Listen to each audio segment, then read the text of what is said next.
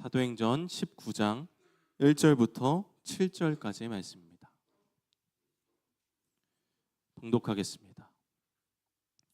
아볼로가 고린도에 있을 때에 바울이 윗지방으로 다녀 에베소에서 와서 어떤 제자들을 만나 이르되 너희가 믿을 때에 성령을 받았느냐 이르되 아니라 우리는 성령이 계심도 듣지 못하였노라. 바울이 이르되 그러면 너희가 무슨 세례를 받았느냐 대답하되 요한의 세례니라. 바울이 이르되 요한이 회개의 세례를 베풀며 백성에게 말하되 내 뒤에 오시는 이를 믿으라 하였으니 이는 곧 예수라 하거늘 그들이 듣고 주 예수의 이름으로 세례를 받으니 바울이 그들에게 안수하매 성령이 그들에게 임하심으로 방언도 하고 예언도 하니 모두 12사람쯤 되니라. 아멘. 귀한 찬양 감사합니다. 그리고 오늘 주님 전에 나온 사랑하는 성도들을 주님의 이름으로 축복하며 환영합니다. 여러분의 발걸음을 하나님이 기뻐하실 줄 믿습니다. 잠깐 광고 말씀 먼저 드립니다. 다음 주부터 시작되는 바이블 아카데미가 있습니다. 많은 성도들이 참여해 주시기를 부탁을 드립니다. 바이블 아카데미는 매월 셋째 주에 전체 특강으로 진행이 되고, 그리고 평주일에 셋째 주를 제외한 주일에는 우리가 소그룹으로 수강 신청을 받아서 대학에서 공부하듯이 이렇게 운영이 됩니다. 그래서 바이블 아카데미가 되겠습니다. 여러분 오늘 그 간지로 끼워진 것을 보면서 여러분들이 듣고 싶은 강좌를 신청해 주시고 주일 오후 2시에 같이 공부하면 되겠습니다. 물론 마음에 드시지 않는 강의가 있을지 몰라요. 그래도 웬만하면 신청해서 들으셨으면 좋겠습니다. 그리고 여러분들이 셋째 주에는 바이블 아카데미 전체 이제 강사를 모시고 1월 달은 제가 시작하는데 2월 달부터는 외부 강사들을 모실 겁니다. 좋은 강사님들을 모시고 시작을 할 거고요. 그리고 그 시간들이 여러분들에게 굉장히 도움이 되리라 생각을 합니다. 그리고 매월 셋째 주에는 이 바이블 아카데미가 있는 그 주에 애찬이 제공이 됩니다. 그래서 여러분들이 밥만 먹고 가는 이 비상사태는 없었으면 좋겠어요. 새벽에 토끼가 일어나서 물 먹으러 갔다가 아닌가요? 세수하러 갔다가 물만 먹고 오는 그런 일은 없었으면 좋겠다. 성경 공부 다 같이 하자. 이런 의미에서 애찬이 제공되는 거니까 우리 교인들 같이 수고하는 여성교회 또 우리 회원들이 있는데 성도들이 있는데 그들의 헌신이 헛되지 않게 같이 식사하고 그리고 또 2시에 같이 성경 공부하고 이런 시간으로 이렇게 가졌으면 좋겠습니다. 그리고 매 주마다 조금씩 먹거리가 나가잖아요. 우리 성도들 교제하라고 하는 거니까 가져가서 집에서 싸가서 먹고 이러지 마시고 같이 교제하시라고 드리는 거예요. 같이. 그러니까 특히 이제 네 번째 주에 같은 경우는 포트럭을 하잖아요. 집에서 여러분 성교회별이나 속회별이나 뭐 상관없어요. 이렇게 모여서 잠깐 싸서 같이 교제 나누면서 음식도 좀 나눠서 하시고 원래 여러 종류 한 사람이 하려면 힘들지만 한 종류 같이 해서 여러 사람이 나누는 거는 어렵지 않아요. 그러니까 5사람이 같이 5종류 음식을 하면 정말 풍성합니다. 그 방법은 뭐 여러분들이 더 잘 하실 테니까 제가 구체적으로 알려드리진 않을게요. 넷째 주에 혹시 제가 얻어먹을 거 있나 돌아다닐 수도 있으니까 잘 준비해 주시면 좋겠습니다. 자, 오늘은 사도행전 말씀으로 다시 한번 좀 가봅니다. 1월 첫 주에 우리가 옥토에 뿌려진 씨앗처럼이라는 제목으로 1년 전체를 하나님 말씀을 또 듣고 지키고 그리고 또 그것을 우리 마음에 새기고 이렇게 사는 것에 대한 이야기를 나눠서 100배의 결실을 맺자 이런 우리 교회의 목표를 나름대로 설명을 해드렸습니다. 이제 사도행전에 갔을 때 우리들이 과연 바울의 선교 여정 속에서 어떤 의미를 찾을 수 있는지 다시 한번 좀 살펴보도록 합니다. 바울이 오늘 본문을 기점으로 해서 바울의 2차 전도의 여행 중에 마게도니아 그리고 아가야에서 이루어졌던 유럽 선교가 끝이 납니다. 자, 지도를 보여주세요. 자, 고린도에서 선교를 끝내고 바울이 어디로 이동했느냐? 에베소로 이동을 합니다. 그래서 바울의 고린도 사역은 고린도에서 18개월을 머물렀고 아볼로라는 좋은 목회자가 고린도 지역에 방문하면서 바울이 아볼로에게 뒷일을 맡기고 그리고 바울은 다음 선교 지역으로 길을 떠납니다. 다음 선교 지역으로 언급된 곳이 바로 이 에베소라는 동네입니다. 에베소는요, 소아시아의 서쪽에 있는 항구 도시입니다. 교통과 무역의 중심지였고 별명이 아시아의 보고예요. 그러니까 얼마나 번창했겠습니까? 그러나 각종 우상 숭배가 만연했어요. 물론 고린도만큼은 아니라고 해도 이 에베소도 못지않게 많은 우상 숭배가 있었고요. 게다가 이 우상 숭배의 근거가 됐었던, 근원이 됐었던 이유 중에 하나는 이 에베소가 정치 경제적 위상이 약간씩 쇠락해져 가고 있던 시점이라고 해요. 그러니까 그것에서 두려우니까 더 열심히 여신을 숭배하기 시작합니다. 풍요를 상징하는 아르테미스, 즉 성경에는 아데미 여신이라는 여신을 섬겼는데, 얼만큼 이 여신에 대해서 이 에베소 지역이 특별했냐면, 이 아데미 신전은요, 지금 무너져서 없지만 세계 7대 불가 사이에 한때 속했을 정도로 어마어마한 규모를 자랑합니다. 그래서 그 복원도가 알려져 있죠. 굉장히 화려하고 멋진 신전으로 정말 파르테논 신전 못지않는 그런 신전이었다라는 것을 우리가 알 수가 있습니다. 이 에베소에서 발견된 아데미 여신은요, 이 특징이 하나 있는데, 아데미 여신상에 보면 뭐 가슴이 24개 나태요. 여신인데.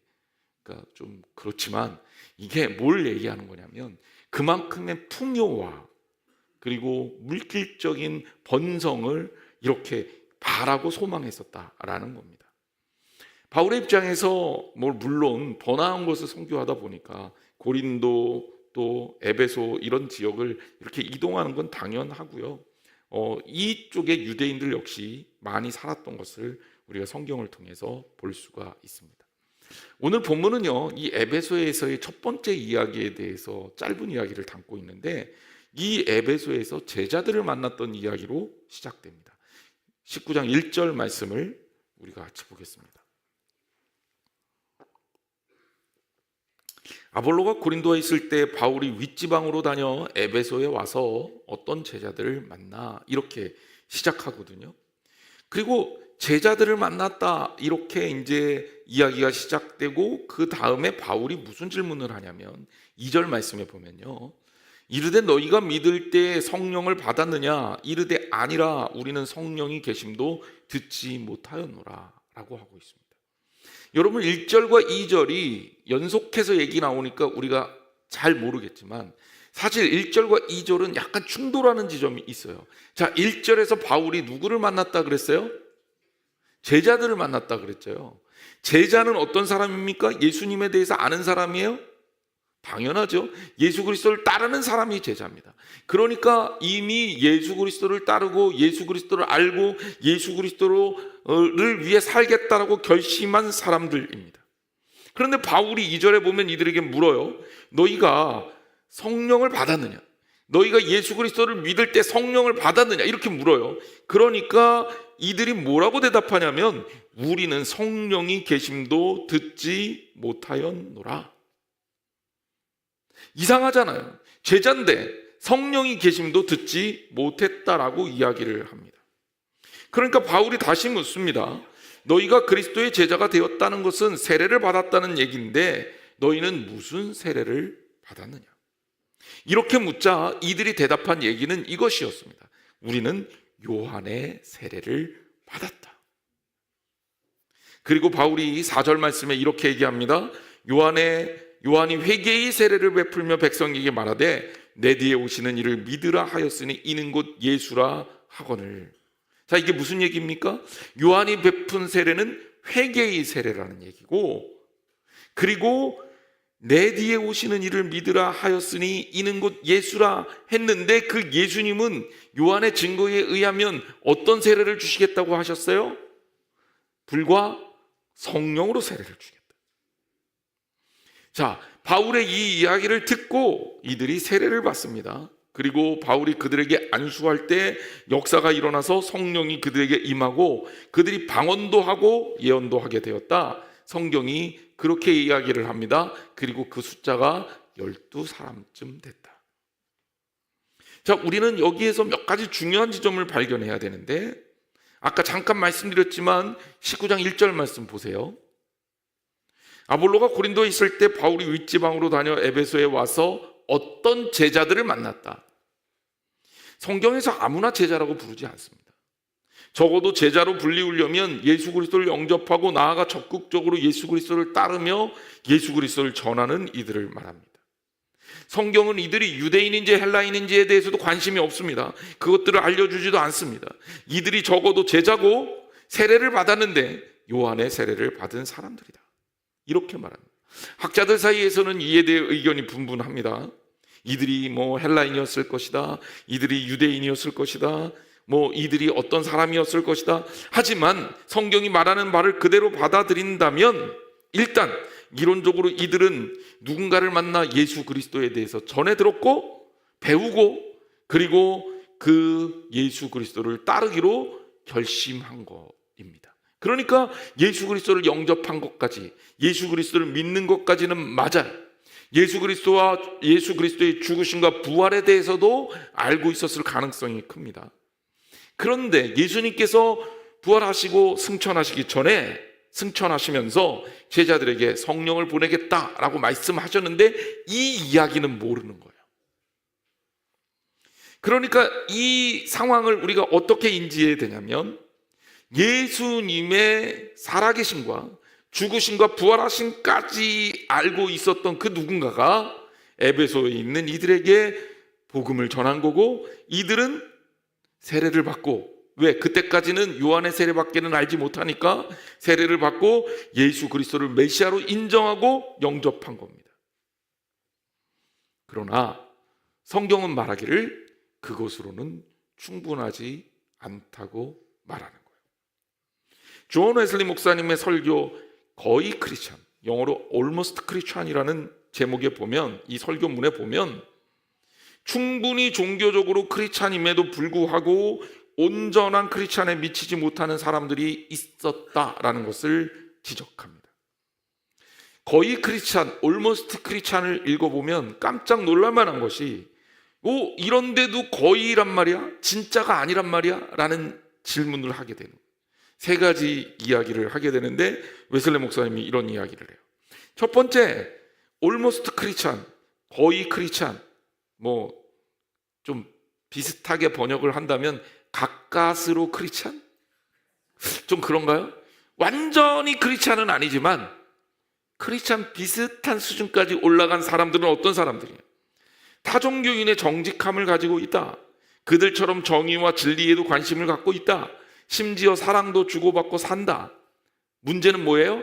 타 종교인들이 하는 것처럼 그렇게 한다는 거죠. 두 번째, 성경에서 말하는 그리스도인의 외적인 모습도 가지고 있다. 그래서 선도 행하고 예배에도 참석하고 음식도 가려 먹는다. 심지어 선하게 살려고 애들 쓰고, 그리고 예배에도 참석하고, 그리고 율법의 법규도 지키고 성만찬도 하는 거예요. 그런데 이들이 거의 크리스찬이라는 거예요. 세 번째, 심지어 종교의 참된 원리인 충분한 진정성도 가지고 있어요. 그러니까 다른 종교인들처럼 그렇게 살려고 종교적으로 크리스찬인 것이죠. 교회 믿음을 받아들인 거죠. 웨슬리 목사님은 이 설명을 하면서 그의 설교문에 이렇게 말합니다. 그의 설교문을 그대로 번역해서 여러분들에게 들려드리겠습니다. 이런 의문이 듭니다. 사람이 현실적으로 이 정도 수준에 이르렀는데도 이름뿐인 거의 크리스찬일 수 있습니까? 그럴 수 있습니다. 성경에서도 그렇고 내 경험상으로도 그렇습니다. 내가 그렇습니다. 나는 오랫동안 이름뿐인 크리스찬으로 살았습니다. 모든 악을 피해 가책 없는 양심을 가지려 애썼습니다. 모든 사람에게 선을 행하려고 주어지는 모든 기회를 사용했습니다. 끊임없이 정성스럽게 모든 공적이고 사적인 은혜의 수단, 즉 예배와 성만찬에 참여했습니다. 언제나 진지하게 행동하려고 했습니다.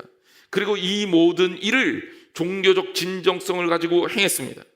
하나님을 섬기려는 참된 의도와 모든 것 안에서 그분을 기쁘시게 해드리려는 마음의 소원을 가지고 행했습니다.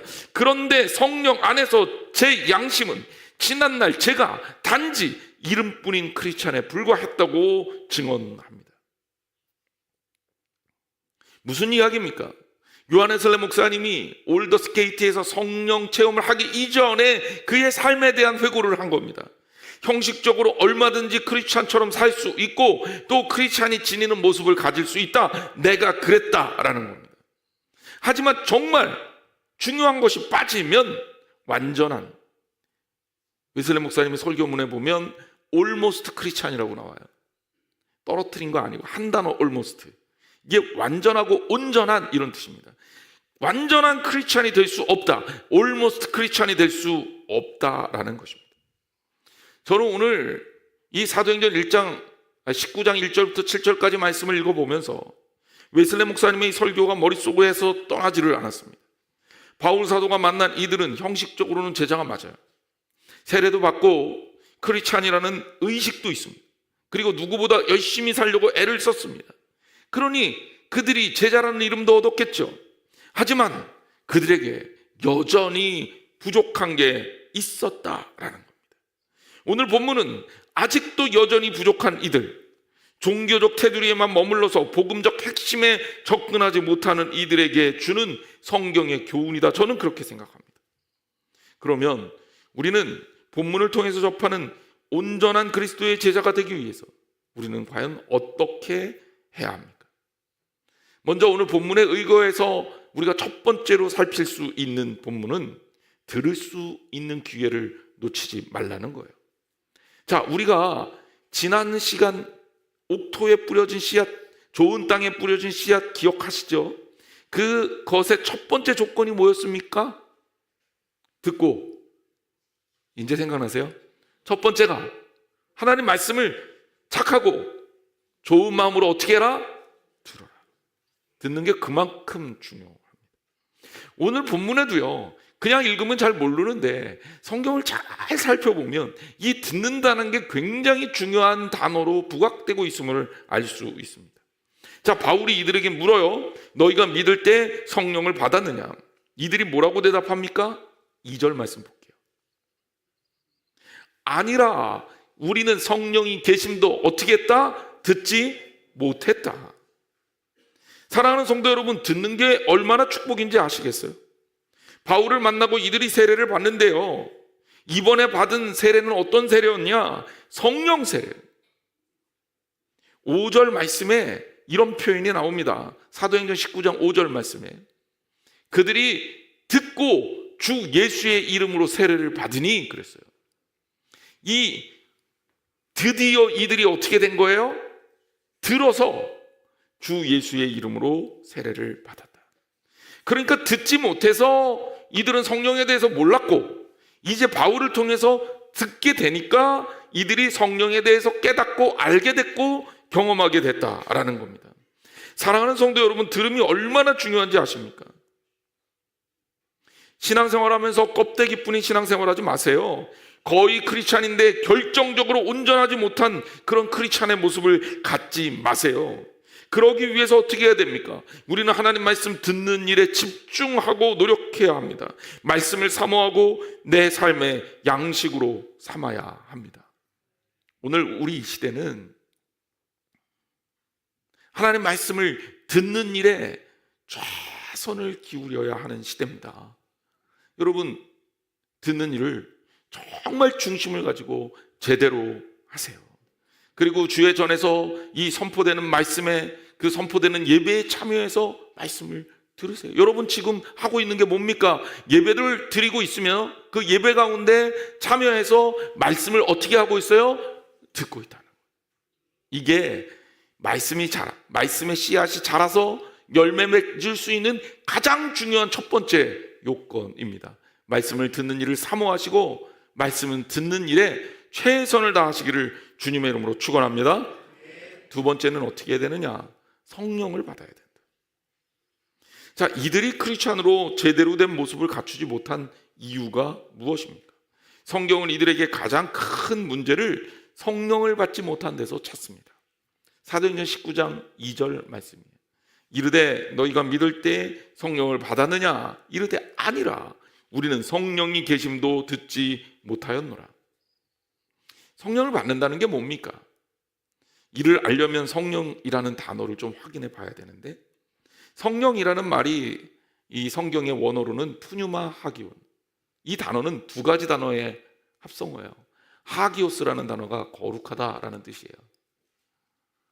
기저귀 하기스 아닙니다. 하기오스예요. 제가 헬라어 외울 때 그렇게 외워서 이 단어는 절대 안 까먹습니다. 그런데 하기오스라는 단어가 거룩하다라는 뜻이고요. 푸뉴마라는 뜻이 영이라는 뜻이에요. 그래서 영어 성경에 보면 성령을 어떻게 번역하고 있냐면 Holy Spirit, Holy Ghost, 이 두 가지 단어들을 섞어서 성령이라고 하고 있습니다. 아, 성령이라는 것은 거룩한 영이구나 라는 것과는 알겠어요. 자, 그 다음에 성경에서 직접 성령을 소개한 그런 본문이 있습니다. 요한복음 14장 26절입니다. 우리 같이 한번 읽어볼까요? 시작. 보혜사 곧 아버지께서 내 이름으로 보내실 성령, 그가 너희에게 모든 것을 가르치고 내가 너희에게 말한 모든 것을 생각나게 하리라. 아멘. 자, 요한복음에 의하면 성령이란 뭐냐? 보혜사다. 보혜사 곧 아버지께서 내 이름으로 보내실 성령이니까 보혜사가 성령이다. 그럼 보혜사의 이 의미는 뭘까? 보혜사를 헬라어로 뭐라 그러냐면 파라클레토스라고 합니다. 이 파라클레토스라는 이 단어의 뜻은 중재하다, 돕다라는 뜻에서 나온 돕는이 중재자, 그리고 이게 의역을 또 하면 변호사 이렇게 돼요. 그러니까 죄를 지어서 죽게 된 사람을 위해서 변호하다 이런 뜻이 있는 거예요. 그러니까 성령님은 뭐 하는 거냐? 우리가 죽을 수밖에 없는데 죽을 수밖에 없는 일을 우리를 도와서 살게 하신다는 얘기예요. 우리를 변호해서 살게 하신다는 거예요. 그래서 성령님이 돕는 이다 라고 여러분들이 생각하면 돼요. 그러니까 성령님은 뭐다? 보혜사고 보혜사는 뭐다? 돕는 이다. 자, 이렇게 생각하면 성령에 대한 이해가 되는 거잖아요. 근데 요한복음에 의하면 그 뒤에 성령이 하시는 일을 구체적으로 설명해 놨어요. 뭐라고 설명했습니까? 우리로 하여금 주님의 가르침을 기억하게 하고 결국 생각나게 하고, 그렇죠? 다시 말하자면 주의 가르침을 기억해서 제자들로 하여금 예수 그리스도를 따르되, 원래는 온전하지 못한 상태로 따르는데 성령을 통해서 온전하게 주를 따를 수 있도록 한다라는 겁니다. 여러분, 다시 정리합니다. 제대로 된 크리스찬이 되기 위해서 첫 번째 어떻게 해야 된다? 듣는 기회를 놓치지 말아야 된다. 하나님 말씀을 들어야 된다. 근데 듣는데 맹점이 있어요. 우리 잘하잖아요. 하나님 말씀 듣고 나서 어떻게 됩니까? 바로 까먹습니다. 사탕도 아닌데 엄청 까먹어요. 그래서 하나님 말씀 까먹은 걸로 따지면 우리는 진짜 어마어마하게 단 거를 많이 먹는 사람들이 됐을 거예요. 우리는 말씀을 까먹어요. 근데 여러분 기억하십시오. 여러분 머릿속으로 들어서 까먹으면 없어지는 게 아니에요. 원래 인간의 기억이라는 게 그렇습니다. 인지심리학자들이 인간의 기억에 대해서 연구를 해보니까 까먹는 게 아니라 생각이 안 나는 거예요. 똑같은 얘기인가요? 그러니까 없어지는 게 아니라 끄집어내지지 않는 거예요. 여러분들이 이제 학교 다니는 공부해야 될 나이라면 이게 조금 더 중요한 표현일 수 있는데 이거 나중에 제가 중고등부에 가서 다시 얘기할 거고요. 근데 어쨌든 우리가요 학습을 하잖아요. 듣잖아요. 그러면 심리학자들이 연구해 보니까 뇌 속에 기록은 돼요. 기록은 되는데 희미하게 기록되든지 제대로 기록되든지 이런 차이가 있을 뿐이에요. 기록은 돼요. 근데 뭐가 문제냐? 은행에 계좌번호 없으면 인출 안 되잖아요. 카드 없으면 인출 안 되잖아요. 똑같아요. 우리 기억이 없는 게 아니라 말씀을 듣고 아멘해서 내 머릿속으로 마음속에 딱 넣는데 있는데 뭐예요? 이게 인출이 안 돼. 이게 심리학자들이 쓰는 용어입니다. 인출이 안 돼. 기억이 내 머릿속으로 올라오지를 않는 거야. 있긴 있는데 여러 가지 이유가 있겠죠. 제대로 집어넣을 때 제대로 집어넣지를 못해서 그래요. 그래서 기억법 이런 거 보면 제대로 집어넣는 것들을 기억법이라 그래요. 그래서 연상을 해서 아까 제가 뭐 하기스라는 단어 잊어버리지 않고, 하기오스죠. 하기스가 아니라 아기의 기저귀가 얼마나 거룩하냐 이렇게 외웠거든요. 학교 다닐 때. 그런 식으로 연상을 해서 집어넣게 되면 이거를 딱 딱 끄집어낼 수 있는 것처럼 이게 연상을 해서 끄집어내주는 것들을 누가 도와주게 되면 우리 기억들이 되살아난단 말이에요. 기억에 대해서 할 얘기가 어마어마하게 많지만 그거는 나중으로 좀 밀고요. 중요한 거는 성령님이 뭐 하는 거냐.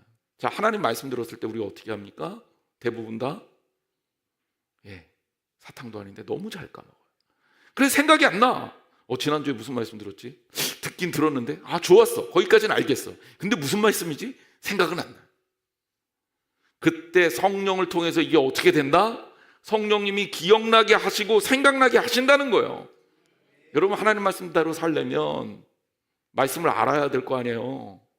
그런데 이게 세상 살면서 우리 자꾸 까먹으니까 자꾸 까먹고 산다는 거예요. 그럴 때 성령님이 이거 아니야.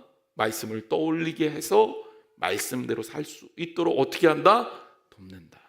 이걸 하는 게 뭐다? 성령님, 보혜사의 역할이다. 자, 명확하게 알았죠? 자, 그래서 제자들이 성령을 받은 이후에는 자기들 뜻대로 살지 않고 예수 그리스도의 말씀대로 삽니다. 그러니까 그 이전에, 성령 받기 이전에 제자들도 예수의 말씀 기억하고 있죠. 알았으니까 성경도 썼을 거 아니에요. 그런데 이게 우리의 삶 속에서 되살아나질 않는 거예요. 근데 우리의 삶 속에서 되살아나게 성령님이 우리를 어떻게 하셨다? 돕고 이끌어 주시고 인도해 주셨다는 거예요. 여러분, 그러니 여러분들이 성령 받지 않으면 말씀 아무리 들어도 안 되는 거죠. 들음을 통해 성령을 받아야 한다라는 겁니다. 우리가 이 땅에 살면서 왜 하나님의 자녀로 살아내지 못하고 자꾸 실패하느냐? 웨슬리 목사님 그 지점을 정확하게 지적한 거예요. 종교적 크리스찬, 거의 크리스찬은 다른 종교인들이 내 의지에 따라 무엇을 선택하고 이건 해야지, 이건 하지 말아야지 이렇게 구별하듯이 내 의지에 따라 행동하고 판단한다는 겁니다. 그런데 그것까지는 제대로 못한다는 거예요. 그것까지는 제대로 할 수가 없다는 거예요. 여러 가지 이유 때문이죠. 의지가 약하기 때문에. 한편으로는 기억이 안 나기 때문에. 내 삶에서 하나님 말씀이 되살아나지 않으니까 모르는 거예요. 여러분, 인간의 의지 가지고 예수 그리스도를 따른다는 게 얼마나 허황된 일인지 알아요? 교회 역사를 살펴보면 평소에 내가 예수님을 위해 목숨을 바칠 거야, 나는 예수 그리스도와 함께 죽을 거야, 나는 순교할 거야, 이렇게 큰 소리로 떠들던 사람들이 실제로 그 상황에 딱 갔더니 다 도망가더라는 거예요. 근데 오히려 나는 잘 못할 것 같아, 나는 자신 없어 이랬던 사람이 담대하게 그렇게 순교하는 기록들을 찾아볼 수가 있습니다. 그럼 그 차이가 어디서 나오느냐? 내 의지 가지고는, 내 의지의 강함 가지고는 예수 그리스도를 따라 살기가 어렵다는 거예요. 인간 의지가 아무리 강해도 한계가 있거든요. 하지만 그 한계를 넘어서는 결단은 인간의 의지가 아니라 성령님을 따라서 이루어지는 겁니다. 제자들이요, 예수 그리스도 따랐을 때, 예수 그리스도 십자가에 달려 돌아가실 때 다 도망갔잖아요. 그리고 부활하신 주님을 목격하고 나서도 나는 고기나 잡으러 가려한다, 그리고 갈릴리로 가버려요. 이게 제자들이에요. 하지만 이들은 성령 받고 완전히 다른 사람이 됩니다. 목숨을 걸고 주님을 증거합니다. 여러분, 우리도 마찬가지입니다. 성령 받아야 돼요. 그래야 거의 크리스찬이 아니라 온전한 크리스찬이 된다는 사실을 여러분 기억하시기를 주님의 이름으로 축원합니다. 그래요. 하나님 말씀을 듣고 잊어버리지 마시고 성령님을 모심으로 그 말씀에 따라 사는 저와 여러분이 되시기를 주님의 이름으로 축원합니다. 세 번째는 삶에서 성령의 증거가 나타나야 합니다. 자, 오늘 본문을 보면 그들이 성령 받고 변한 모습이 나오는데 사도행전 19장 6절 말씀입니다. 우리 같이 한번 읽어볼까요? 시작. 바울이 그들에게 안수함에 성령이 그들에게 임하심으로 방언도 하고 예언도 하니 그랬어요. 방언도 하고 예언도 했다. 자, 바울이 그들에게 안수했어요. 그랬더니 그들에게 성령이 임하셨어요. 그리고 방언도 하고 예언도 했다라는 말씀입니다. 방언도 하고 예언도 했다라는 말이 무슨 얘기냐면 성령 받은 사람에게는 하나님께서 주시는 축복이 있어요. 그걸 우리가 뭐라 그러냐면 은사라고 합니다. 그래서 성령을 통해서 크리스찬들이 누릴 수 있는 특권, 그게 성령의 은사죠. 은사에 대해서 알고 싶으면 여러분 고린도전서 12장, 13장, 14장 읽어보시면 돼요. 이게 은사에 대한 설명들이 쭉 나옵니다. 자, 은사가 여러 가지예요. 성령 받은 사람의 은사는 여러 가지 형태로 나타납니다. 모든 사람이 다 똑같은 은사를 갖는 건 아니에요. 각각 달라요. 하나님께서 필요한 대로 그 사람에게 은사를 주십니다. 그런데 오늘 본문에는 예언과 방언에 대해서 얘기하고 있습니다. 방언은 뭐냐면 기도의 능력이에요. 기도를 할 수 있도록 가질 수 있는 기도의 능력. 아니, 말도 더듬더듬하고 남들 앞에서 말도 제대로 못하던 사람이 사람들 앞에 나가서 기도도 하고요. 그리고 기도도 길게도 못하던 사람이 정말 길게도 하고 깊게도 기도해요. 이 능력이 방언의 능력이다. 이렇게 생각하시면 됩니다. 방언도요, 물론 방언이라는 말이 다른 나라 말이라는 뜻이에요. 문자적으로는. 그러니까 우리가 기도할 때 이상한 언어를 쓰는 것들을 일반적으로 방언이라고 합니다. 근데 여러분, 거기에 너무 몰입되지 마세요. 중요한 거는 방언의 은사라는 것은 기도할 수 있도록 하나님께서 주시는 능력이에요. 제가 중학교 2학년 때 처음으로 방언을 받았습니다. 근데 뭐 제가 이렇게 잘했습니다라는 이야기를 여러분들한테 자랑처럼 하려는 그런 의도는 전혀 아니에요. 제 중학교 2학년 때 제 친구가요, 좋아하는 여자애가, 같은 교회를 다녔는데 제 친구가 좋아하는 여자애가 금요기도에 나가서 밤새 예배에 참석하고 기도하는 여자 학생이 있었어요. 근데 걔를 좋아하는 내 친구가 걔를 보러 가고 싶은데 혼자 가면 쑥스러우니까 같이 가자. 그래서 방학 때인데 끌려갔어요. 그래서 그냥 어떡하지 걱정하면서 그래서 갔는데 그 친구는 그 여자애만 하루 종일 밤새도록 쳐다봤고, 저는 그때 정말 신기하게 뭐 때문인지는 모르겠는데 기도를 하게 됐는데, 저도 모르는 말이 내 입에서 나가고 기도를 밤새도록 하고, 그리고 새벽에 집에 오면서 막 신나서 노래를 부르면서 한 30분 걸어서 집에를 왔던 것 같아요. 근데 아직도 그 기억이 생생합니다. 제가 왜 이 이야기를 하냐면 진짜 저한테 신기한 일이었어요. 왜냐하면 저는 어렸을 때 뭐 이런 얘기 드리면 좀 창피하긴 하지만 검사했으면 ADHD였을 가능성이 사실 많았던 아이입니다. 주의가 산만하고요. 품행이 방정하고가 아니라 방정맞고. 그래서 수업 시간에 집중을 잘 못했어요. 그렇다고 제가 학습 성적이 떨어졌다는 얘기는 아니에요. 근데 집중을 잘 못해서 아주 되게 힘들었어요. 하여튼간 엉덩이 붙이고 1시간을 온전히 자리에 앉아있기가 너무 괴로운 학생이었어요. 그래서 늘 딴짓하다 걸리면 혼나고, 그리고 딴 생각하고. 그래서 제가 뭐가 발달을 했냐면 상상력이 많이 발달했어요. 안 걸리고 딴 생각하려니까 상상을 많이 해야 되잖아요. 공상과 상상. 그리고 제가 책도 신학을 낙서하다 썼잖아요. 그래서 선생님한테 걸리지만 않으면 특별하게 문제가 없는 혼자서 낙서하는 거, 이런 게 발달되기 시작한 거예요. 대신에 이제 공부는 안 했죠. 예. 그래서 제가 그렇게 산만하고 스스로가도 학교 가는 게 너무 노는 것만 좋아하고 이 고통스러웠었는데, 처음으로 제가 밤새 기도하는 경험을 한 거예요. 3-4시간 기도해도 아무렇지도 않아요. 오히려 좋고 기쁜 거예요. 제가 그때 지금 돌이켜보면 방언이라는 게 하나님께서 기도하라고 주시는 은사구나라는 걸 알게 됐어요. 여러분, 사모하시면 주님이 주십니다. 그렇다고 못 받았다고 너무 걱정하지 마세요. 중요한 건 기도를 잘하면 돼요.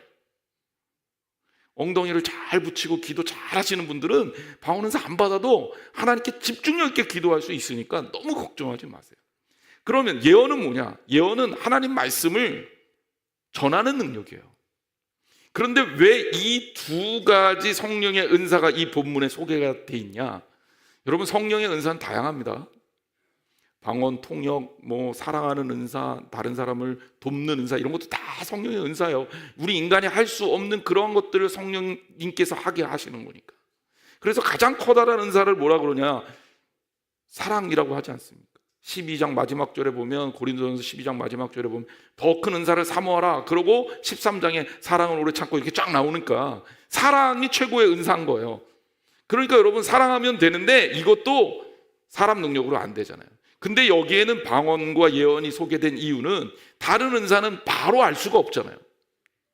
성령 받았어. 그러면 누군가를 갑자기 막 가서 사랑합니까? 사랑도 기회가 있어야지 하는 거죠. 그죠?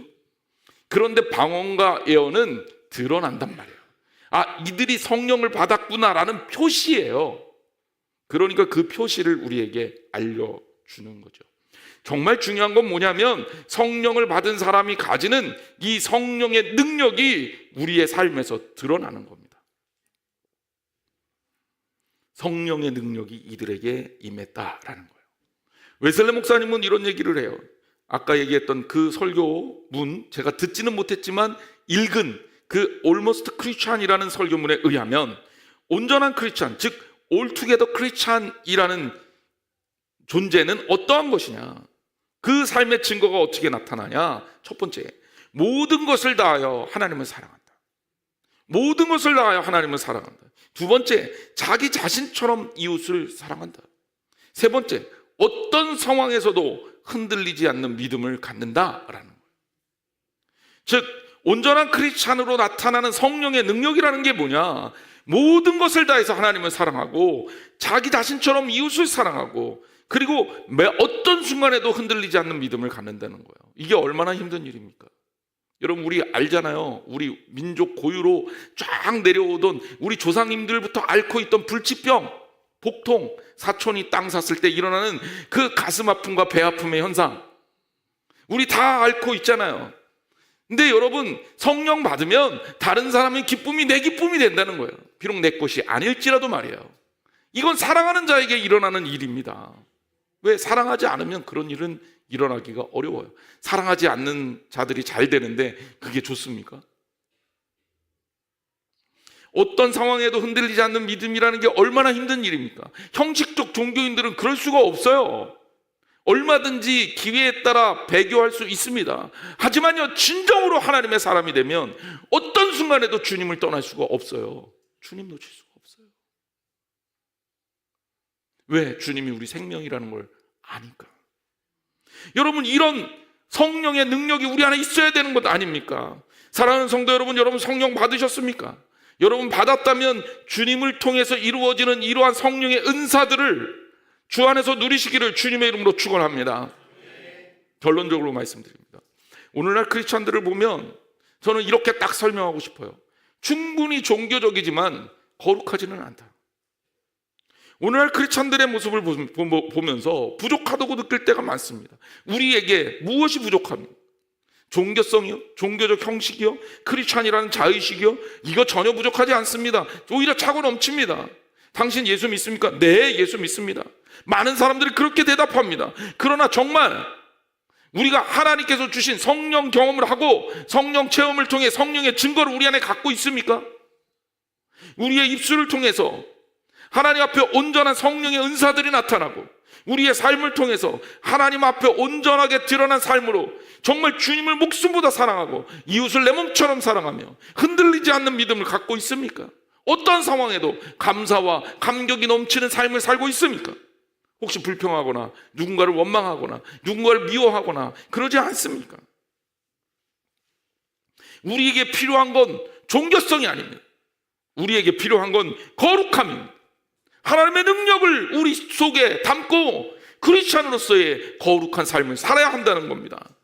성령님과 동행하며 그 돕는 성령의 능력으로 하나님 말씀이 내 삶을 지배하게 하는 거예요. 성령님께서 나를 통해 말씀을 생각나게 하고 말씀을 기억하게 하고 말씀에 사로잡히게 만들어서 그래서 주님과 함께 동행하는 것. 내 뜻, 내 생각대로 판단하고 행동하는 게 아니라 성령님의 주장에 내 마음과 몸을 모두 맡기는 것. 크리스찬이라는 껍데기 말고 크리스찬의 능력을 가지고 그 능력을 발휘하고 사는 것이 오늘 우리에게 필요합니다. 오늘날 우리에게는 보다 본질적인 거룩함의 능력이 필요합니다. 성령의 능력에 사로잡혀서 이 땅의 권세에 휘둘리지 않고 하나님 역사를 이뤄가는 저와 여러분이 되시기를 주님의 이름으로 간절히 축복합니다. 시간이 좀 갔지만 우리 이 찬양을 같이 한번 했으면 좋겠어요. 디트리 보네포 목사님이 감옥에서 작곡한 찬양입니다. 선한 능력으로라는 찬양입니다.